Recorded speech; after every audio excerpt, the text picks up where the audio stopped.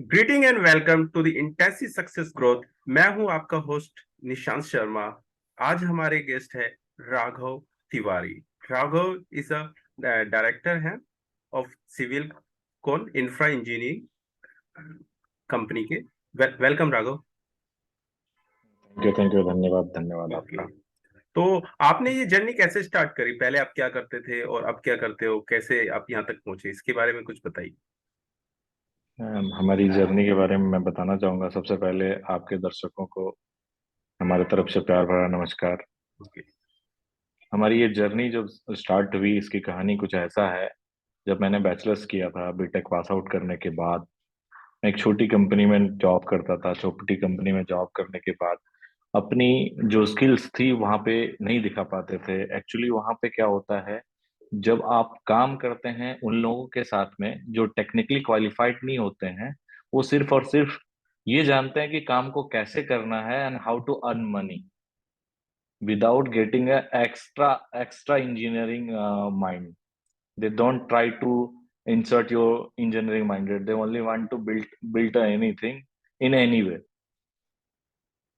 तो वो हमारी जर्नी स्टार्ट हुई। फिर मैंने उसको छोड़ने के बाद फिर मैंने सोचा कि मैं बैचलर्स करने के बाद कि अपने प्रोफेशन को यहाँ पे मैं फुलफिल नहीं कर पाऊंगा। जो मेरा डिजायर है, जिस चीज के लिए मैंने ये डिग्री की, वो चीज मेरे को यहाँ से फुलफिलमेंट नहीं होगी। फिर मैंने मास्टर्स में एडमिशन्स लिया। उसी दौरान मुझे एक कॉलेज में पढ़ाने का मौका मिला। तो जब मैं मास्टर्स कर रहा था, साथ साथ मैं किसी इंजीनियरिंग कॉलेज में एज ए गेस्ट फैकल्टी के तौर पे काम करता था। तो जब पढ़ाना स्टार्ट किया, तब मुझे पता चला कि एक इंसान के पास जो टेक्निकली अपने पढ़ाई किया हुआ, उसके पास बहुत सारे पोटेंशियल्स होते हैं जो उसके अंदर ही अंदर मर रहा होता है, जिसको वो कहीं यूटिलाइज नहीं कर पाते, ना चाह के भी किसी के साथ शेयर कर पाते हैं। तो वो मेरे लिए इतनी बड़ी अपॉर्चुनिटी मिली। जो मैं एक एज ए गेस्ट फैकल्टी काम कर रहा था, वहां पे बच्चों के साथ मतलब पढ़ना, मुझे लग रहा था वो मेरा एक लर्निंग फेज था। मैं पढ़ा नहीं रहा था, मुझे लग रहा था मैं खुद पढ़ रहा हूँ। इतने ब्रिलियंट, इतने इंटेलिजेंट बच्चे थे, इतने सारे वो हमारे साथ में। जब आप पॉडियम पे खड़ा होकर के किसी भी सब्जेक्ट के बारे में इलेबोरेट कर रहे होते हैं, तो ये आप एक्सपेक्ट भी नहीं कर सकते हैं कि सामने वाले से क्रॉस क्वेश्चनिंग किस लेवल का आएगा आपको। मे बी वो सब्जेक्ट से रिलेटेड होगा या may be out of the subject होगा। तो वहां पे एक चीज सीखने को मिलता है ना, कि आप किसी भी तरह के सिचुएशंस को at a time, at a moment कैसे रिस्पोंड करना है, और वो भी वैल्यूड वर्ड के साथ में। ऐसा नहीं है कि सामने से क्वेश्चन आया, अगर वो कंसर्न नहीं रख रहा है, आपके सब्जेक्ट से कंसर्न नहीं रख रहा है, आप जो चीज उनको एलेबोरेट कर रहे हैं, पढ़ा रहे हैं उससे, तो तो आप उसको जब जवाब दो, आंसर दें, तो कुछ ऐसे वे में दें वो डिमोरलाइज हो जाए। तो ये चीजें सीखने को मिला कि वहां पे आपको किस पेशेंस लेवल से काम करना है, किस पेशेंस लेवल से सामने वाले को समझाना है चीजों को। फिर मेरी मास्टर्स कंप्लीट हुई। मास्टर्स कंप्लीट होने के बाद फिर मैं एक क्वालिटी कंट्रोल लेबोरेटरी में काम किया। कुछ दिन काम करने के बाद में फिर एनटीपीसी के साथ काम किया मैंने। फिर उत्तराखंड गवर्नमेंट के साथ में काम किया। उत्तराखंड प्रोक्योरमेंट फाइनेंस गवर्नमेंट के साथ में बिडिंग डॉक्यूमेंट्स पे काम किया, बिडिंग डॉक्यूमेंट्स रिविजन्स का काम किया। साथ ही साथ मैं जियो टेक्निकल इन्वेस्टिगेशंस करता था उस वक्त। हम किन्हीं के साथ में जुड़े हुए थे, कंपनी हमने फॉर्म किया 2017 नवंबर में। फिर हमने उस कंपनी को रन किया। रन करने के बाद बहुत आगे तक हम गए उस कंपनी के साथ में। आज आज भी वो कंपनी एग्जिस्ट करती है, चल रही है। फिर हमने पिछले जनवरी में ये स्टार्ट किया, Civilcon infra consulting engineers, with the range of to providing the consultancy for the bridges, highways, railways and roadways, entire all the consultancy in a one roof। हम टेस्टिंग्स भी करते हैं मटेरियल्स की, जियो टेक्निकल इन्वेस्टिगेशंस भी करते हैं, bridge की designs भी करते हैं, ब्रिज डीपीआर का काम करते हैं, और हाईवे प्लानिंग एंड हाईवे का डिजाइनिंग भी करते हैं। ये जियो टेक्निकल क्या होता है? जियो technical investigation is one of the most and prestigious part of the project. ये एक तरह से कह सकते हैं फाउंडेशन है। फाउंडेशन इट मींस आप कोई भी चीज बनाने जा रहे हैं, आप जैसे ब्रिजेस बनाने जा रहे हो, आप घर बनाने जा रहे हैं, बड़े बड़े मॉल बनाने जा रहे हैं, बट हमारी जो अर्थ है, जो हमारी सॉइल एग्जिस्ट कर रही है वहां पे, उसकी कैपेसिटी क्या है, उसका नेचर क्या है। आने वाले कल रख के अगर कुछ कंडीशन होता है, सीवियर कंडीशंस होता है, अर्थक्वेक आता है, तो हमारी सॉइल या रॉक जो एग्जिस्ट कर रही है वो किस वे में बिहेव करेगी। तो उन सारी चीजों के स्टडी को जियोटेक्निकल इन्वेस्टिगेशंस कहते हैं। ठीक है। तो आपकी ये सक्सेस के टॉप 3 सीक्रेट्स क्या है, 3 अगर आप बताना चाहो हमारी ऑडियंस को जो आपने। सीक्रेट का तो, हाँ, सक्सेस का कोई सीक्रेट नहीं होता है। ओके। तीन चीजें आपके अंदर होनी चाहिए, तीन चीजें होनी चाहिए, you will get the success in your life. Okay. आप जो काम कर रहे हैं, आप ये देखें कि you are 100% and fully satisfied with your work. Second, honesty with integrity. Integrity is for because also we have a responsibility for the society. Right. हम जिस समाज में रहते हैं, उस सोसाइटी में रहते हैं, उस सोसाइटी के प्रति हमारी भी रिस्पॉन्सिबिलिटी है। इसलिए हमें अपनी इंटीग्रिटी को साथ में रखते हुए और ऑनेस्टी के साथ काम करना है। तीसरा, कंसिस्टेंस जब तक नहीं अपने काम में है, तब तक आप सक्सेस नहीं कर पाते। कंसिस्टेंसी बहुत जरूरी है किसी भी चीज को पाने के लिए। अगर मैं एक छोटा सा किस्सा सुनाना चाहूंगा आपको। अभी कुछ दिन पहले की बात है, लगभग लगभग ये 2 मंथ बिफोर, 2 मंथ पहले की बात है। हमारे पास एक ऐसा प्रोजेक्ट था, उस प्रोजेक्ट में एक चीज को डिजाइन करना था। ओके। तो हमारी जो टीम्स है, हमारी टीम में उस चीज का कोई एक्सपर्ट नहीं था। फिर हमने सोचा कि उस काम को हम आउटसोर्स करते हैं या फ्रीलैंसिंग किसी से करवाते हैं। बट जो हमारे उस प्रोजेक्ट के डायरेक्टर थे, उन्होंने कहा कि अगर यदि हम आउटसोर्स करते हैं तो ये सारी चीजें प्रॉब्लम्स आएगी हमारे सामने। फिर हमने सोचा कि हम खुद करके देखते हैं, नहीं किए कभी तो करना ही है। फिर हम लोग उस पे बैठे करने के लिए, हमारी पूरी टीम बैठी। हमने हमने 2 से 3 दिन उस पर वर्क किया, 2 2 3 3 घंटे करके। चौथा दिन आउटपुट निकल के आया और हमने उस चीज को कर लिया। और करने के बाद उस चीज को आगे करने के बाद एग्जीक्यूट भी किया, एग्जीक्यूट करने के बाद आगे सबमिट किया। उस पे एग्जीक्यूशन भी हो रहा है अभी। चलो बढ़िया है। तो आपकी लाइफ का सबसे बड़ा फेलियर क्या था और आपने उससे क्या सीखा और कैसे रिकवर किया? मेरे लाइफ का सबसे बड़ा फेल्योर अगर पार्ट बोले तो वैसा तो बहुत बड़ा फेल्योर, अगर यदि लाइफ लॉस हो रहा है, कुछ डैमेज हो रहा है, वही होता है बहुत बड़ा failure. Hmm. Otherwise financial failure, ups downs, आप अगर बिजनेस कर रहे हैं तो वो आएगा ही आएगा आपके लाइफ में। किसी फाइनेंशियल ईयर में आपकी ग्रोथ रेट अच्छी रहेगी, आपका रेपो अच्छा रहेगा, रेट ऑफ रिटर्न अच्छा रहेगा, ईबिटा अच्छा रहेगा। किसी ईयर में कम होगा। ये तो बिजनेस की फिलॉसफी है। सही बात। बट जो फेल्योर है, तो मेरा जो सबसे है कि मैं इजिली किसी पे ट्रस्ट करके उसके साथ कोलैबोरेट करके काम मतलब करना स्टार्ट कर देता हूँ। ये मेरा लाइफ में 2019 टू 20 के बीच में मैंने एक ऐसा डिसीजन लिया था। उस डिसीजन के कारण मुझे बहुत बड़ा सेटबैक हुआ। उसके बाद से आज मैं कोई भी डिसीजन या कोई भी कोलैबोरेशन करता हूँ तो उससे पीछे थोड़ा रिसर्च कर लेता हूँ कि इसका बैकग्राउंड क्या है, मैं इनके साथ कर सकता हूँ कोलैबोरेशन, आगे बढ़ सकते हैं फर्दर, या कहीं बीच में मेरे को ब्रीच ऑफ कॉन्ट्रैक्ट होगा या लैक ऑफ इंडिफरेंस के कारण हम दोनों अलग अलग रास्ते पे हो जाएंगे, जिसका दो चीज का नुकसान मेरे को हो सकता है, फाइनेंशियल लॉस हो सकता है और दूसरा टाइम बॉन्ड का लॉस भी हो सकता है मेरे को। तो ये चीजें अब करता हूँ जो चीज उस फेल्योर से मैंने सीखा है। ओके, अच्छा है। सर ड्यू डिलिजेंस हो, पहले ज्यादा करते हो, अब सही है। हाँ, हाँ, बिल्कुल बिल्कुल। ओके। तो आप आपकी कंपनी का मोटो क्या है? हमारी कंपनी का मोटो है, हम दो फील्ड में काम करते हैं कंपनी का। एक प्राइवेट ऑर्गेनाइजेशन के लिए काम करते हैं, दूसरा गवर्नमेंट ऑर्गेनाइजेशन के लिए काम करते हैं। हम्म। प्राइवेट ऑर्गेनाइजेशन प्रॉफिटेबल बिजनेस करना चाहती है। गवर्नमेंट ऑर्गेनाइजेशन कम इन्वेस्टमेंट में कम इन्वेस्टमेंट में एक अच्छा डिजाइन चाहती है। हम्म। कम इन्वेस्टमेंट में एक अच्छा डीपीआर, अच्छा प्रोजेक्ट रिपोर्ट, एक लिस्ट कॉस्ट में कंप्लीट होना चाहिए, ये चाहती है।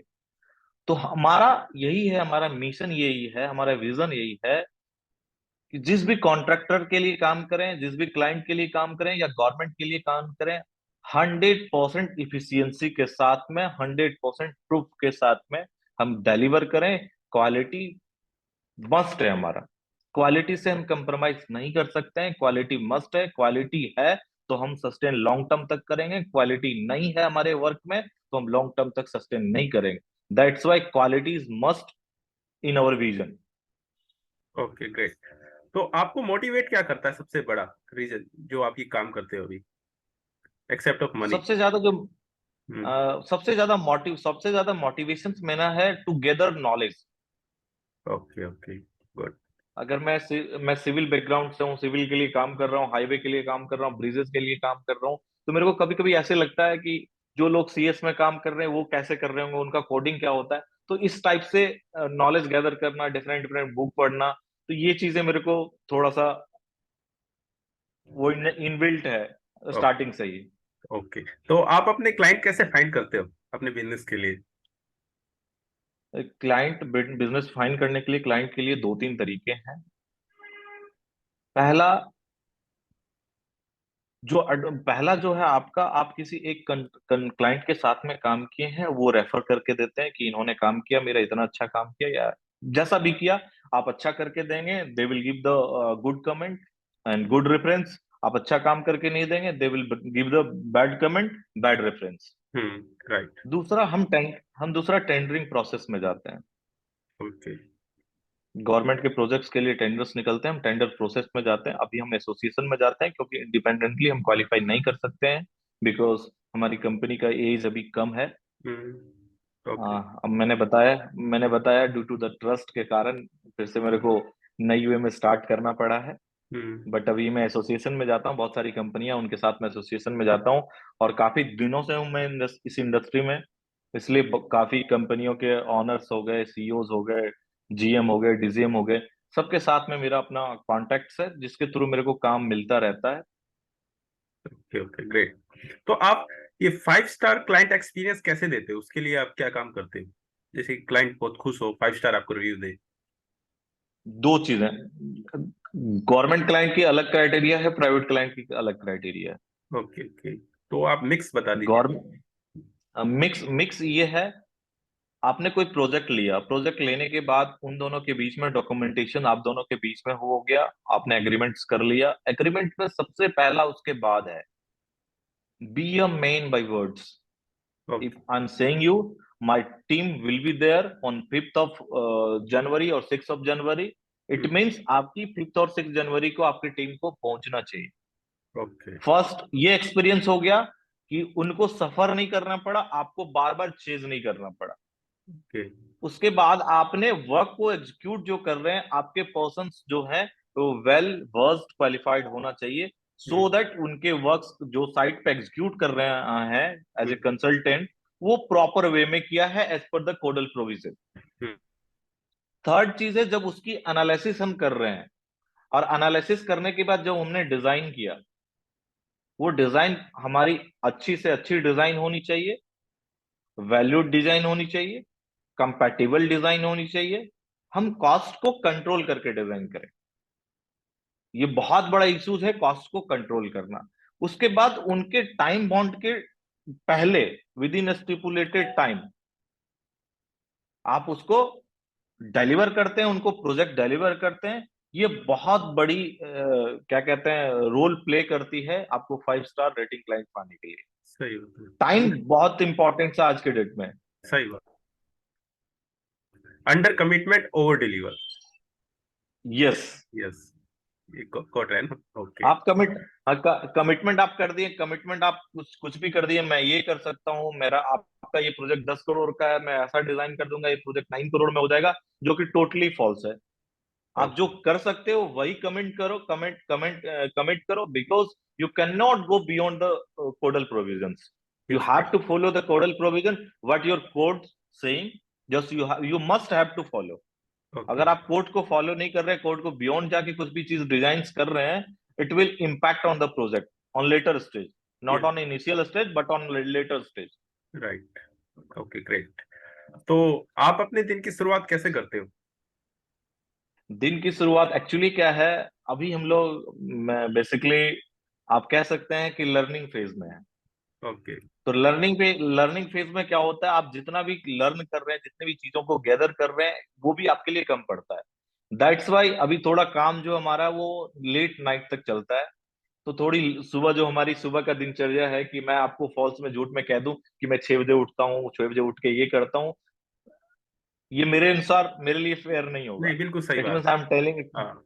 आई am telling a lie to you. नहीं, बिल्कुल दैट्स सही। वाई हम लेट नाइट सोते हैं।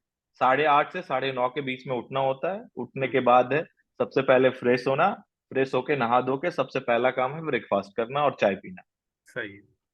राइट। जब तक ब्रेकफास्ट करते हैं, चाय पीते हैं, 10, 10:30, 11 के आसपास बज जाता है। अपना बैग उठाना, सीधा अपने ऑफिस में पहुंच जाना, ऑफिस में आके काम स्टार्ट करना है। फिर दोपहर में अगर टाइम मिला तो लंच करने के लिए घर चले गए, अगर टाइम नहीं मिला तो ऑफिस में ही कुछ कर लिए। ओके। उसके बाद और इवनिंग में 6, 6:30 से लेके 10 बजे रात तक हम वापस जाते हैं अपने घर पे। राइट। वो एक कहावत है ना सर, सुबह जल्दी उठना मैटर नहीं करता। हम्म। आप कभी भी उठ जाओ, उठने के बाद क्या करते हैं वो मैटर करता है। तो वो मैटर करता है। आप सबसे पहली बात है, आप ऑनेस्ट कितना हो अपने काम के प्रति। हम्म। आप कितना टाइम दे रहे हो, कितना वैल्यूट कर रहे हो उस चीज को, वर्क को। अगर नाइट में कोई बंदा अगर नाइट में काम कर रहा है, अब जब रात में आप काम कर रहे हो, रात में काम करने के बाद आपने लेट नाइट काम करके किसी चीज को फिनिश किया है, तो ये इंसान की बॉडी है, इसको भी चाहिए एक पर्याप्त, आप you can say that enough sleep. Hmm, तो आप उस टाइम को, अगर रात का टाइम को आप काम में लगा रहे हो, तो सुबह का टाइम को तो सोने में देना पड़ेगा ना। यहाँ का टाइम वहां मैनेज कर रहे हो आप। सही बात। We are doing the same, we are doing the same. वो राइट। अर्ली वो अर्ली वो अर्ली बेड पे जा रहे हैं तो अर्ली उठ रहे हैं, मैं लेट बेड पे जा रहा हूँ तो लेट उठ रहा हूँ। सही बात। We are doing the same. Hmm. Just time का एडजस्टमेंट है, टाइम का एडजस्टमेंट उनका कुछ और है, मेरा कुछ और है।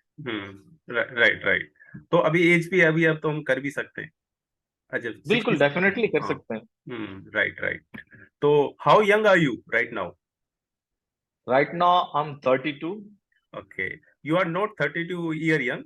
आप 18 साल के यंग हो और आपको 14 साल का experience thank you, thank you, thank you, है। It's my pleasure. ओके। तो आप अपनी लाइफ में किसके लिए ग्रेटफुल हो अभी तक? किस किस चीज के लिए ग्रेटफुल हो? In terms of, anything in your business, in your family, कहीं भी आप किस लिए ग्रेटफुल हो? मैं ग्रेटफुल अपने मतलब पेरेंट्स के लिए हूँ, जो उन्होंने इस दुनिया में लाया मुझे। इसी चीज के लिए मैं ग्रेटफुल हूँ। अगर वो नहीं होते तो मैं इस ब्यूटीफुल दुनिया को देख नहीं पाता, इस सुंदरता को देख नहीं पाता, इस दुनिया को। तो ओके। उन्होंने लाया इस दुनिया में, मैं इस दुनिया को देख रहा हूँ। अच्छे एक्सपीरियंस, बुरे एक्सपीरियंस दोनों मिक्स हो रहे हैं। तो ओके। वही सबसे बड़ा है। उसके अलावा कुछ तो होता नहीं है लाइफ में। आप जितना करते हो उतना ही सही बात मिलता है। है। Right, right. गोल्डन स्पून, हर कोई गोल्डन स्पून और सिल्वर स्पून लेके पैदा नहीं होता है। Right, right. भारत में कुछ ही पॉपुलेशन है जिनको गोल्डन स्पून और सिल्वर स्पून लेके पैदा होते हैं। हम्म। अदरवाइज जितने रेस्ट ऑफ द पॉपुलेशन से वो ऐसे ही आते हैं खाली हाथ। They have to create a hmm. Golden spoon और silver spoon for his upcoming generation. Yes, right, right. Okay. क्योंकि जो आप गैदर करोगे, जो अर्न करोगे, आप उसको इन्वेस्ट नहीं कर पाओगे, आप उसको खर्च भी नहीं कर पाओगे। सही। They will do, yes, right. Next generation के लिए बेनिफिट होगा। नेक्स्ट जनरेशन के लिए डेफिनेटली। राइट। जैसे इस जनरेशन मेहनत कर रही है तो इंडिया इतना डेवलप हो गया है। पुरानी जनरेशन ने मेहनत डेफिनेटली की है। हम्म। आप आज देख रहे हैं, हम इंडिया में आज से 10 से 15 साल पहले पीछे जाइए। आज आपको पूरे भारत में एक से एक एंटरप्रेन्योर मिलेंगे जो काम कर रहे हैं, डिफरेंट डिफरेंट सर्कल्स में काम कर रहे हैं, डिफरेंट डिफरेंट वर्टिकल्स में काम कर रहे हैं, डिजिटलाइजेशन पे काम कर रहे हैं, इथिकल्स पे काम कर रहे हैं, और कोडिंग्स पे काम कर रहे हैं। आप आज के डेट में ऐसे ऐसे बिजनेसेस हैं, और आप और हम उस बिजनेस के बारे में सोच भी नहीं सकते हैं, बट जब उनके बारे में सुनते हैं, देखते हैं, तो लगता है नहीं, they did a great job. Yes, right, right. अभी शार्क टैंक पे भी होता अभी है। मैं, हाँ, शार्क टैंक का एक वीडियो देखा था मैंने। कुछ हिमाचल के एक थे, उन्होंने एक ऐसी बनाई, मैं नाम भूल रहा हूँ, जो गवर्नमेंट की स्कीम्स का, जिनको पता नहीं होता, अंडर प्रिविलेज लोगों को, पुअर्स लोगों को, उन हम्म। तक उस बात को पहुंचाते हैं, उन तक उनके स्कीम्स को पहुंचाते हैं और डिलीवर तक करवाते हैं। तो सही बात। कितना बड़ा नॉवेल काउज है, नॉवेल हम्म। काउज है। अगर वो बिजनेस से पैसे अर्न कर पा रहे हैं या नहीं कर पा रहे हैं, प्रॉफिटेबल बिजनेस है या नहीं, इबिट्टा बन रहा है या नहीं बन रहा, दैट्स द अनदर मैटर। अब ये देखिए कि कितना बड़ा नॉवेल काउज कर रहा है उनके लिए, कितने सही बात। मतलब जिन नीडी पर्सन तक उस चीज को पहुंचाना बहुत बड़ी बात है आज, बहुत बड़ी बात, आज के राइट। डेट में। हम्म। उनकी मैं कंपनी जानता का। नहीं हूं उनको, हम्म। मैं जानता नहीं हूं उनको, मैं उनसे मिला नहीं, फिर भी मैं उनको सैल्यूट करता हूं और धन्यवाद देता हूं on behalf of all the Indians जो उस लेवल्स में लाई कर रहे हैं, उस फैमिली से लाई करते हैं जो बिलो बिलो द क्या कहते हैं, एवरेज लाइन, बिलो एवरेज, क्या बोलते हैं, मीडियम फैमिली से बिलोंग करते हैं। उनके हम्म। लिए बहुत बड़ी चीज है। बहुत बड़ी चीज है, हर राइट। किसी के पास हर हर किसी के पास सारी इंफॉर्मेशन नहीं होती है कि हम्म। इंदिरा आवास किसको मिलेगा, कैसे मिलेगा, हम्म। पता नहीं होता है लोगों को। अगर राइट। वो इंफॉर्मेशन दे रहा है तो it's a big thing, it's a great thing, it's a noble cause. I salute him. Yes, right. तो आपकी सबसे फेवरेट बुक कौन सी है और आपने उससे क्या टॉप 3 लर्निंग की है? मेरी सबसे बड़ी फेवरेट बुक है श्रीमद् भगवत गीता। ओके, तो आपने उससे क्या सीखा? श्रीमद् भगवत गीता से तीन चीजें मेरे को सीखने को मिली। हम्म। पहला, how to control yourself on a worst condition, on a worst time. Okay. दूसरा, श्रीमद् भगवत गीता में मेरे को ये समझाया गया है कि अगर यदि आपके लीडर्स अच्छे होंगे हम्म। तो जीत आपकी सुनिश्चित होगी। Yes, right. लीडर अच्छे नहीं है तो आप जीत नहीं सकते हैं। हम्म। आप राइट। देखते होंगे अर्जुन के लीडर श्री कृष्ण थे। हम्म। राइट। और अर्जुन से ज्यादा पावरफुल था सामने वाला। राइट। राइट। हम्म। लेकिन जब आपके पास राइट लीडरशिप होगा तो you will get the job, you will get the things. Right. तीसरी चीज तीसरी चीज है जो श्रीमद् भागवत गीता का जो मैं जिसका अनुसरण करता हूं, you have to keep cool and calm. Right. मैं शॉर्ट टेम्पर्ड हूं, बट वहां से धीरे धीरे चीजों को इनकॉर्पोरेट करके करके करके धीरे धीरे अपने आप को कूल रखने की कोशिश करता हूँ। सही है, सभी ऐसे ही करते हैं सर। राइट। श्रीमद् भगवत गीता को जिन्होंने पढ़ लिया, हर व्यक्ति को पढ़ना चाहिए, हर भारतीय को पढ़ना चाहिए। बहुत सारी चीजें लर्निंग मिलती है वहां से।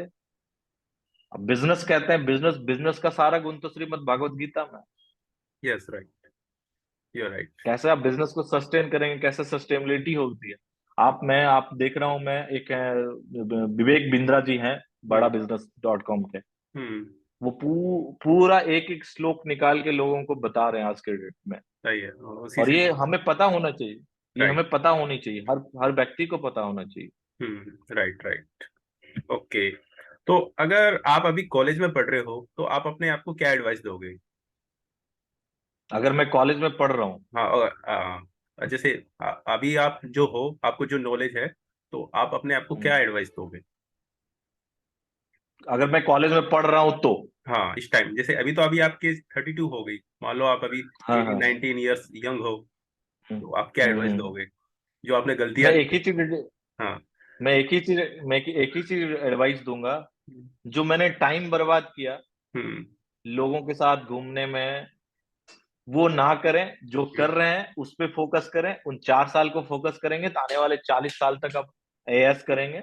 हम्म। अगर वो 4 साल में आप मजे करेंगे तो आने वाले 40 साल में आपके लिए दुख तकलीफ देखना पड़ेगा। हो सकता है आपके साथ लाइफ में मिरेकल हो जाए, आप बिलीनियर बन जाओ, that's the exceptional cases. Yes, yes, right. Okay, तो what would you like to say about your guest experience in this show right now? ऐसे प्लेटफॉर्म्स होने चाहिए हम्म। ताकि यंग एंटरप्रेन्योर्स अपने आप को रिप्रेजेंट कर सके, अपनी कहानी बता सके, ताकि उन सब चीजों को देख करके भारत में आने वाली जनरेशन्स हैं जो आज भी लोग मजदूरी करने पे तुले हुए हैं, नौकरी करने पे तुले हुए हैं, वो एक सस्टेनेबल बिजनेस खुद के लिए प्रिपेयर कर सकते हैं, तैयार कर सकते हैं। वो ये देख करके इंस्पायर्ड हो कि ये सामने वाला कर सकता है तो मैं भी कर सकता हूँ। Yes I can, yes we can. ये चीजें होनी चाहिए, बट अभी धीरे धीरे मुझे लग रहा है ये सब चीजें आएंगी आएंगी, धीरे धीरे डेवलप होगा होगा। डेफिनेटली आने वाले कल में ऐसा होने वाला है। ओके। और आई होप कि जो आपने ये स्टार्ट किया है ये बहुत बड़े लेवल पे जाए, थैंक यू। और हमारे इंडिया के जितने भी यंग एंटरप्रेन्योर्स हैं उनको लोग जाने। एक तरह से ये अगर देखें तो हम जैसे लोगों के लिए भी बहुत बड़ी मार्केटिंग रोल प्ले कर सकती है ये सब चीजें। सही। क्योंकि क्योंकि ग्लोबली या पूरे इंडिया में आपको पैन इंडिया नहीं जान सकता है हर कोई। हम्म।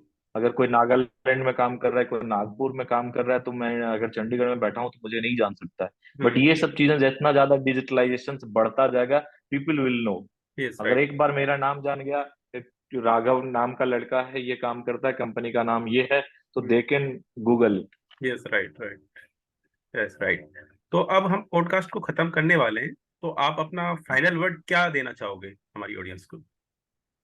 आपकी ऑडियंस को यही, thank you to all, okay. And thank you for giving me a opportunity okay.